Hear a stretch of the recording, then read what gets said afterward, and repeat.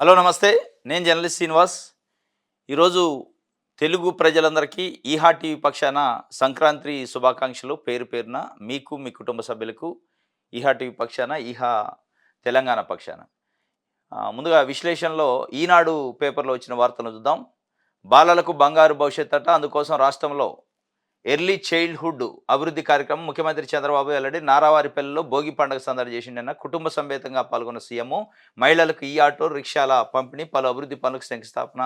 CM Chandrababu Naidu గారు కుటుంబ సమేతంగా నిన్న వాళ్ళ సొంత ఊరు పోతారు ఎప్పుడు సంక్రాంతికి. అక్కడ ఏదో గేమ్స్ పెడితే వాళ్ళ మనవడు దేవాంశు ఆ గేమ్ ఆడుతుంటే చూసి సంతోషపడుతుండు ఆయన. ముఖ్యమంత్రి గారి సతీమణి, మొత్తం కుటుంబ సభ్యులు. ఇదొకటి లోకేష్ గారు గూడా ఉండ్రు పక్కనే. ఇది ఒక వార్త ఇచ్చారు. సంక్రాంతి వేడుకల్లో ప్రధాని మోదీ పాల్గొన్న నిన్న ఢిల్లీలో కేంద్ర మంత్రి కిషన్ రెడ్డి గారి అధికారిక నివాసంలో సంక్రాంతి వేడుకలు జరిగినాయి. దాంట్లో ప్రధానమంత్రి నరేంద్ర మోడీ, సినీ నటుడు చిరంజీవి, ఇట్లా స్పీకర్ ఓం బిర్లా ఇట్లా కొంతమంది అటెండ్ అయ్యారు. వాళ్ళ సమక్షంలో ఆయన వేడుకలు చేసుకున్న పరిస్థితి సంక్రాంతి వేడుకలు. ఇంకోటి విభేదాలు లేవు, కలిసే పని చేస్తున్నాం, 6 నెలల్లో ఎన్నో సంస్కరణలు తెచ్చాము, టీటీడీపై తప్పుడు ప్రచారం తగదు అని చెప్పి సంయుక్త సమావేశంలో chairman BR Naidu, EO Shyamalarao, అదనపు ఈవో వెంకయ్య చౌదరి నిన్న ఒక ప్రెస్ మీట్ పెట్టారు. ప్రెస్ మీట్ పెట్టి అసలు మా మధ్యలో విభేదాలు లేవు, మేము 6 నెలల్లో మస్తు సంస్కరణలు తెచ్చినాం అని సంయుక్త ప్రెస్ మీట్ అట. అంటే జాయింట్ ప్రెస్ మీట్. ఎందుకు జాయింట్ ప్రెస్ మీట్ పెట్టాల్సి వచ్చిందంటే అసలు విభేదాలు ఉన్నాయి, అది బయటికి పోతుందని చెప్పి జాయింట్ కూర్చోబెట్టి ప్రెస్ మీట్ పెట్టిండు ముఖ్యమంత్రి చంద్రబాబు నాయుడు గారు. మరి విభేదాలే లేవు, ముఖ్యమంత్రి గారి ముందు ఎందుకు తిట్టుకున్నారు? నువ్వు నాకేం చెప్తున్నావు అని. ముఖ్యమంత్రి సమక్షంలోనే, మంత్రుల సమక్షంలోనే 5 కోట్ల మంది ఆంధ్రప్రదేశ్ ప్రజలు చూస్తుండగానే నువ్వెంత అంటే నువ్వెంత అని తిట్టుకున్నారు. మరి విభేదాలు లేవంటున్నారు. విన్నోళ్ళు పిచ్చోళ్ళ, చెప్పినోళ్ళు పిచ్చోళ్ళ?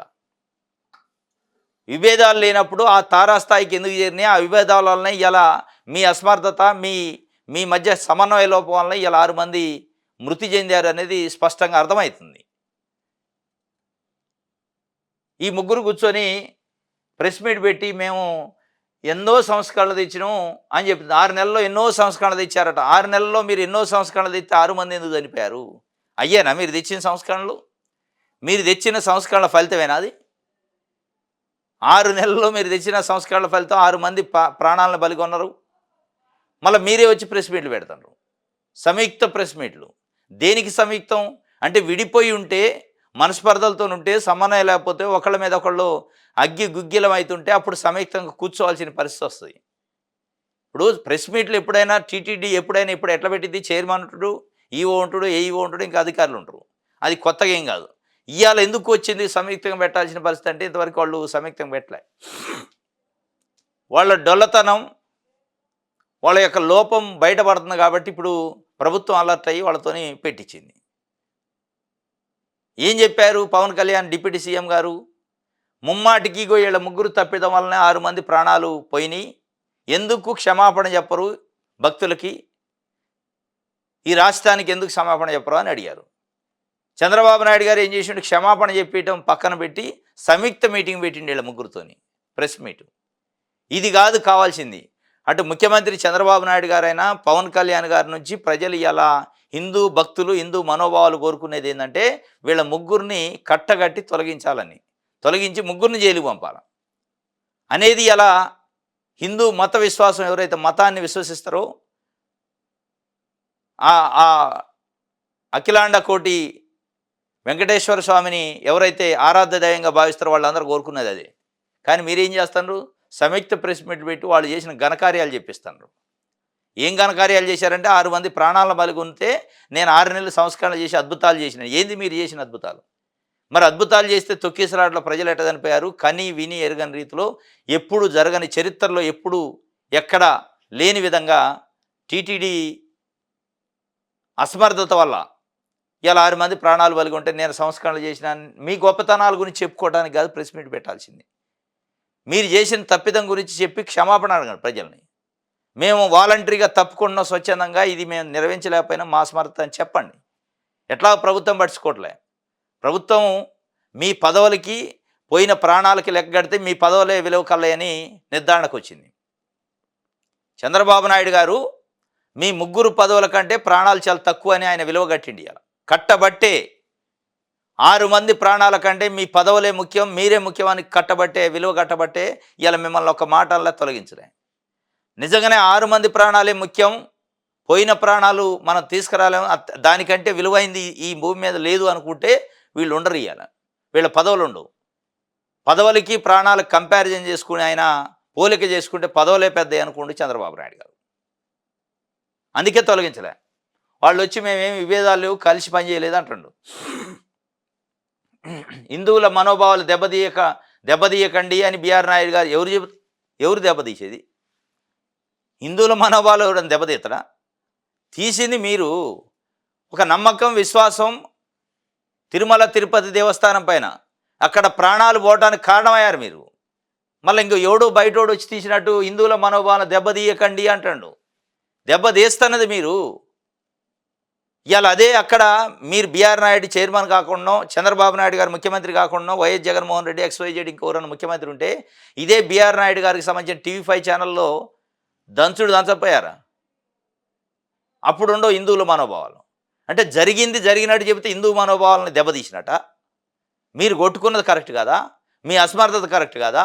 మీ సమన్వయ లోపం కరెక్ట్ కాదా అనేది ఇలా 5 కోట్ల మంది ఆంధ్రప్రదేశ్ ప్రజలు, టీటీడీ భక్తులు అడుగుతున్నారు. ఆయన చెప్తుండు, చైర్మన్ అన్నట్టు నేను ఏకవచనంతో పిలవలేదు అంటుండు. ఏకవచనంతో పిలవంది పేపర్ వాళ్ళకి, టీవీ వాళ్ళకి పని లేక రాత్రా? తెలుగుదేశం పార్టీకి భజన చేసే పత్రిక ఆంధ్రజ్యోతి రాసింది, ఏకవచనంతో పిలిచిండు. ముఖ్యమంత్రి ముందే తిట్టుకున్నారు అని బ్యానర్ ఐటమ్ పెట్టింది. నువ్వెంత అంటే నువ్వెంత అనుకున్నారు. నువ్వే పారదర్శకతకు యత్నం చేస్తాడంటే వెంకయ్య చౌదరి గారు. దేంట్లో పారదర్శకత? మరి ఎడిపోయింది ఆ పారదర్శకత? ఇది ఒక వార్త. అభ్యంతరాలు లేని ప్రభుత్వ భూములు క్రమబద్ధీకరణకు చర్యలట. సర్కారు గుర్తించిన స్థలాలపై దృష్టి, ఉచితంగా క్రమబద్ధీకరించే స్థల విస్తీర్ణం పెంచే అవకాశం, కూటమి ప్రభుత్వం కసరత్తు. ఇది గతంలో వైఎస్ఆర్ పార్టీ చేసినప్పుడు ఇదే ఆంధ్రజ్యోతి, ఈనాడు దీంట్లో పెద్ద ఎత్తున అవినీతి జరుగుతుంది, అక్రమం జరుగుతుంది, ఇది జరుగుతుంది. మళ్ళీ ఇప్పుడు అభ్యంతరాలు లేని ప్రభుత్వ భూములకి క్రమబద్ధీకరణ చేస్తారట. మంచిదే, చేయాలి. కానీ చేసినప్పుడు చేసిన మనిషిని బట్టి స్కీమ్ని డిస్క్రిప్షన్ ఇవ్వద్దు. ఆ స్కీమును బట్టి స్కీమ్కి డిస్క్రిప్షన్ ఇవ్వాలి. పేదలకు సంబంధించిన అసైన్మెంట్ భూములు, ప్రభుత్వ భూముల్ని క్రమబద్ధీకరణ జగన్మోహన్ రెడ్డి చేస్తుంటే మొత్తం దోసుకుంటున్నా అన్నారు. మరి ఇవాళ చంద్రబాబు నాయుడు గారు చేస్తా అంటాడు. దోసుకుంటున్నట అనేది ప్రజలు అనుకుంటున్న పరిస్థితి. ఇది ఒక వార్త. ఈనాడుకు సంబంధించి ఆంధ్రజ్యోతి చూద్దాం. పండగ వచ్చిందట. గత సర్కార్ పెండింగ్ మోక్షం, సంక్రాంతి వేళ ఖాతాల్లోకి సొమ్ము, భారీగా పెండింగ్ బిల్లు విడుదల, వివిధ వర్గాల ఖాతాల్లోకి 6,700 కోట్లు, సర్వత్రా హర్షాతిరేకలు. ఇవన్నీ జగన్ సర్కార్లో పేరుకుపోయిన బకాయిలే. ఉద్యోగులు, విద్యార్థులు, కాంట్రాక్టులు, చిరు వ్యాపారులు, పోలీసులు, అమరావతి రైతులకు జమ అయినాయట. పండగ వచ్చిందట. లేదంటే రాకపోయాం. ఈ 6,700 కోట్లు వేయకపోతే పండగ రాకపోదు. పండగ నిజంగానే వచ్చింది, అది ఆగదు. మీరు వేసినా అయిపోయినా పండగే వస్తుంది. కానీ ఆంధ్రజ్యోతి భజన ఎట్లుందంటే, భజన, పాలాభిషేకాలు, శాలువాలు కప్పటం, సన్మానాలు చేయటం చంద్రబాబు నాయుడు గారికి ప్రజల పక్షాన. ప్రజలు ఎవరు పండగ వచ్చింది అనుకోవట్లే. పండగ వచ్చింది, కానీ ఆ డబ్బులు వేయటం వల్ల పండగ వచ్చింది అనుకోవట్లే. ఎందుకు అనుకోవట్లేదంటే, దీనికి ఇంకొక ఏదో పత్రిక అనుకుంటా, సంక్రాంతి కానుక అన్నారు. సంక్రాంతి కానుక కాదు, పండగ కానుక కాదు. కానుక అంటే ఏంది? లేని స్కీమ్ని కొత్తదాన్ని పెట్టి కొత్తగా ఏమైనా సీరో సారో పంపిణీ చేస్తే కానుక అంటారు. ఉన్న డబ్బులు వాళ్ళకి ఇవ్వాల్సినవే ఇచ్చి, వాళ్ళకి బకాయి ఉన్నాయి ఇచ్చి కానుకంటే ఏందన్నట్టు దాన్ని? పండగ వచ్చిందట. పండగ ఇప్పుడు రాదు. చంద్రబాబు నాయుడు గారు ఎన్నికలలో చెప్పిన సూపర్ 6 అమలు చేసి నిజంగానే పండగకి వస్తే పండగ వచ్చినట్టు. రైతు భరోసా ఇస్తే 54 లక్షల మంది రైతులకి పండగ వచ్చినట్టు అయ్యేది. 1 కోటి మంది డ్వాక్రా మహిళలకు 0 వడ్డీ రుణాలు ఇస్తే పండగ వచ్చినట్టు అయ్యేది. నేతన్న హస్తం, మత్స్యకారులు, ఇట్లా ఆ తల్లికి వందనానికి సంబంధించి లక్షల మంది మహిళలు ఎదురు చూస్తున్నారు. 1,500 రూపాయలు ప్రతి మహిళకి ఇస్తానండు ఎదురు చూస్తున్నారు. అదేవిధంగా బీసీలు 50 సంవత్సరాలు నిండితే పెన్షన్ ఇస్తానండు ఎదురు చూస్తున్నారు. వాళ్ళందరూ ఎదురు చూస్తుంటే పండగ వచ్చినట్టయిద్ది. ఎప్పుడు ఇస్తాడా అని 1000 కళ్ళతో ఎదురు చూస్తుంటే ప్రజలు, మాకు రావాల్సిన 2019 నుంచి 2024 మధ్యలో జగన్మోహన్ రెడ్డి మా అకౌంట్లలో డబ్బులు వేసిన డబ్బులు దాదాపు 7 నెలలు అయింది రావట్లేదు, అవి ఎప్పుడు వస్తాయా అని చూస్తుంటే, దాంతోపాటు చంద్రబాబు నాయుడు గారు ఏదో సూపర్ 6 అన్నాడు, అవి ఎప్పుడు వస్తాయా అని చూస్తుంటే ఎదురు చూపులు తప్ప పండగ ఎక్కడది ఇక్కడ? పండగ ఎట్లా కనపడుతుంది ఆంధ్రజ్యోతికి? అంటే చంద్రబాబు నాయుడు గారి కుటుంబము వాళ్ళ పిల్ల పాపలతోని వాళ్ళ మనవడితో సంతోషంగా ఉంటే పండగ వచ్చినట. 54 లక్షల మంది రైతులు రైతు భరోసా లేక పంటలు కొట్టకపోయి పంటలు ఎండిపోయి వాళ్ళ రోదన మీకు కనపట్లేదా? పిల్లలను స్కూలుకు పంపే తల్లికి వందనం రాక వాళ్ళు రోధిస్తుంటే కనపట్లేదా? కానీ పండగ వచ్చింది. ఎందుకు వచ్చిందంటే చంద్రబాబు నాయుడు గారు వాళ్ళ ఊరు పోయి సంతోషంగా నవ్వుకుంటున్నారు మంచిగా ఆరాంసే. కడుపు నిండినోడిది అట్లే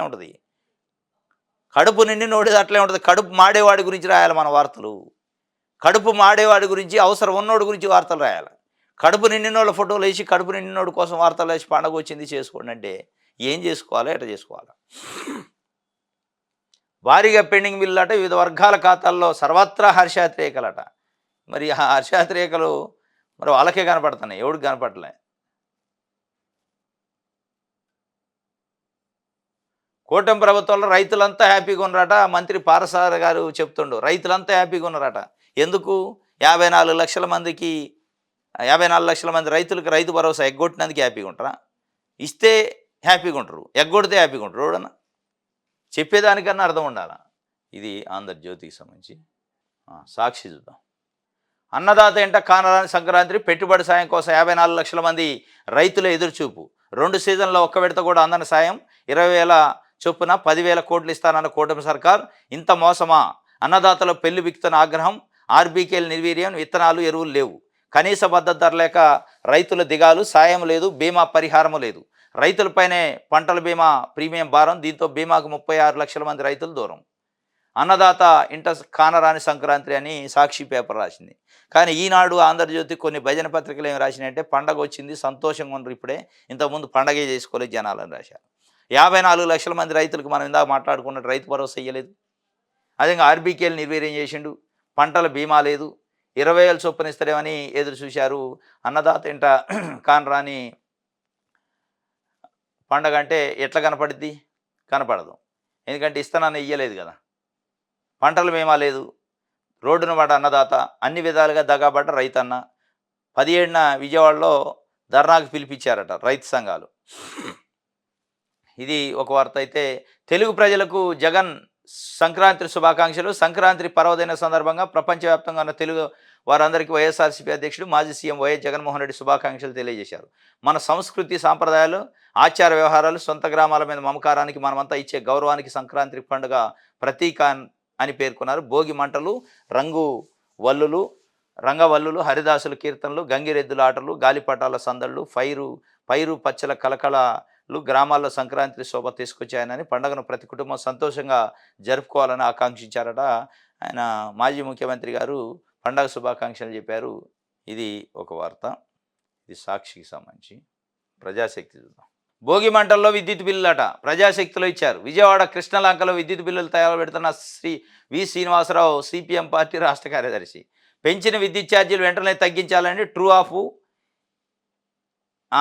ఏపీపీపీఏలు ఇతర ఛార్జీలను రద్దు చేయాలని డిమాండ్ చేస్తూ భోగి మంటల్లో విద్యుత్ బిల్లులను వేసి దగ్ధం చేశారు. సిపిఎం రాష్ట్ర కమిటీ పిలుపు మేరకు రాష్ట్ర వ్యాప్తంగా విద్యుత్ బిల్లు దగ్ధం చేసి నిరసన తెలిపారు. సిఐటి ప్రజా సంఘాల ఆధ్వర్యంలో సోమవారం ఈ కార్యక్రమం చేపట్టారు. తాము అధికారంలోకి వస్తే ఎటువంటి విద్యుత్తు భారాలు మోపబోమని టీడీపీ కూటమి నాయకులు హామీ ఇచ్చారని, అధికారంలోకి రాగానే మోయలేని విధంగా భారాలు మోపడం దారుణమన్నారు. పేదరిక నిర్మూలన అంటే విద్యుత్ ఛార్జీలు పెంచడమేనా అని ప్రశ్నించారు. రానున్న నెలలకు సైతం భారాలు వేశాల నిర్ణయాలు తీసుకోవడం సరికాదన్నారు. సెకీతో చేసుకున్న ఒప్పందాలు రద్దు చేయాలని డిమాండ్ చేశారు. P4 విధానంలో ప్రజల ఆస్తులను ప్రైవేటు పరం చేసేందుకే ప్రజల భాగస్వామ్య పేరుతో కుట్ర పన్నుతున్నారని విమర్శించారు. ప్రజలపై పడుతున్న భారాలకు వ్యతిరేకంగా పోరాటాలకు సిద్ధం కావాలని నాయకులు పిలుపునిచ్చారు. ఇది భోగి మంటల్లో విద్యుత్ బిల్లులు తగలబెట్టారు. ఒకవైపు ముఖ్యమంత్రి చంద్రబాబు నాయుడు గారు ఎన్నికల్లో హామీ ఏమి ఇచ్చిండంటే కరెంటు ఛార్జీలు మేము వస్తే పెంచకపోగా ఇంకా తగ్గిస్తామని చెప్పిండు. తగ్గించుడు దేవుడు ఎరుగు. 15,000 కోట్ల రూపాయల విద్యుత్ భారం ప్రజలపైన వేసిండు. ఏం చేస్తాడు? నారావారిపల్లి పోయి సంక్రాంతి పండుగ చేసుకుంటూ సంతోషంగా వాళ్ళ మనవడు బస్తాలు ఆట ఆడుతుంటే చూస్తాడు నవ్వుకుంటా. కుటుంబ సమేతంగా ఒకళ్ళు ఆయన నారా లోకేష్ గారు, ఇంకొక వెళ్ళి చంద్రబాబు నాయుడు గారు భార్య పిల్లలతోని సంతోషంగా కలకల్లాడుతున్నారు. ఎందుకు అంటే దేశంలోనే అత్యంత ధనికమైన ముఖ్యమంత్రి అయిండు. అత్యంత ధనికమైన దేశాల ముఖ్యమంత్రి అయిన తర్వాత మొదటిసారి నారావారిపల్లి పోయిండు పండగ చేసుకుంటుండు. ఆంధ్రజ్యోతి ఈనాడు ఏం రాసిందంటే రాష్ట్ర వ్యాప్తంగా పండగ వచ్చింది చంద్రబాబు నాయుడు గారు ముఖ్యమంత్రి అయిన తర్వాత కలకల్లాడుతూ పండగ చేసుకుంటున్నారా అన్నాడు. పండగ ఎవడు చేసుకోవట్లేదు, భోగి మంటల్లో విద్యుత్ బిల్లులు తగలబెడుతున్నారు ప్రజలు. మా పైన విద్యుత్ భారం వేసిను, ఇది నీ దరిద్రం, దాన్ని భోగి మంటల్లో వేసి కాలుతున్నావు అంటున్నారు. నువ్వు చేసిన మోసాన్ని కాలుతున్నావు, నువ్వు చేసిన దగాన్ని కాలుస్తున్నావు, నీ మడత మాటలను అందులో వేసి కాలుతున్నావు. ఇప్పటికైనా ఈ సంక్రాంతి తర్వాత అయినా ఈ భోగి మంటల తర్వాత నీకు ఒక మంచి మనసు వచ్చి మా పైన వేసిన భారాలను తొలగించాలని కోరుకుంటున్నారు ప్రజలు. ఈఆర్సీ కూడా చెప్పింది స్పెషల్గా ట్రూ ఆఫ్ ఛార్జీలు ఇవన్నీ ఎత్తేయండి అని, అయినా ఎత్తేయట్లా. మళ్ళీ వచ్చే నెలల్లో కూడా విద్యుత్ భారం అయిపోతుండ్రట. ఇది భోగి మంటల్లో విద్యుత్ బిల్లులు. రైట్, దిశ చూద్దాం. పండగ రోజు ప్రజాసేవలోనే ఉండట. సంక్రాంతి వేడుకలో కుటుంబ సమేతంగా సొంతూరు వెళ్ళిన సీఎం చంద్రబాబు క్షణం తీరిక లేకుండా అభివృద్ధి సంక్షేమ కార్యక్రమాలకు హాజరైండు. పండగ రోజు కూడా మొత్తం ప్రజాసేవలోనే ఉండట, ప్రజల మధ్యలోనే ఉన్నాడు అన్నట్టు ఒక వార్తని దిశ పేపర్ ఇచ్చింది. సంక్రాంతికి సర్కారు కానుక, జమ అవుతున్న పెండింగ్ బిల్లులు, విద్యార్థులు, ఉద్యోగులు, చిన్న కాంట్రాక్టులు హర్షం. ఇది సంక్రాంతికి సర్కారు కానుక అనరు దీన్ని. సర్కారు కానుక అంటే సర్కారు వచ్చాక కొత్తగా ఏమన్నా ఒక స్కీమ్ పెట్టి డబ్బులు ఇస్తేనో ఒక పథకం పంపిణీ చేస్తే కానుక అంటారు.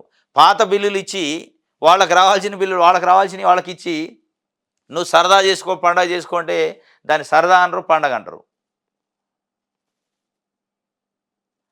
పల్లె సౌభాగ్యం దేశ సౌభాగ్యం అని ఈ సంక్రాంతి ఆనందాలు సిరి సంపదలు తీసుకురావాలి. ప్రజలకు ఉప ముఖ్యమంత్రి పవన్ కళ్యాణ్ సంక్రాంతి శుభాకాంక్షలు తెలిపారు. ఉప ముఖ్యమంత్రి పవన్ కళ్యాణ్ గారు కూడా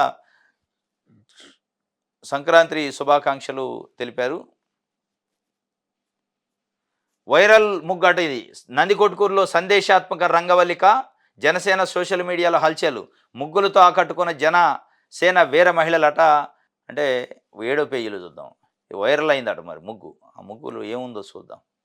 సందేశాత్మకమైన ముగ్గు వేసిన మహిళ నందికొట్కూరు సాయిబాబా పేటకు చెందిన అనూషాట అనే జనసేన వీర మహిళ. ఆమె ఇంటి ముందు సందేశాత్మకమైన ముగ్గును వేశారు.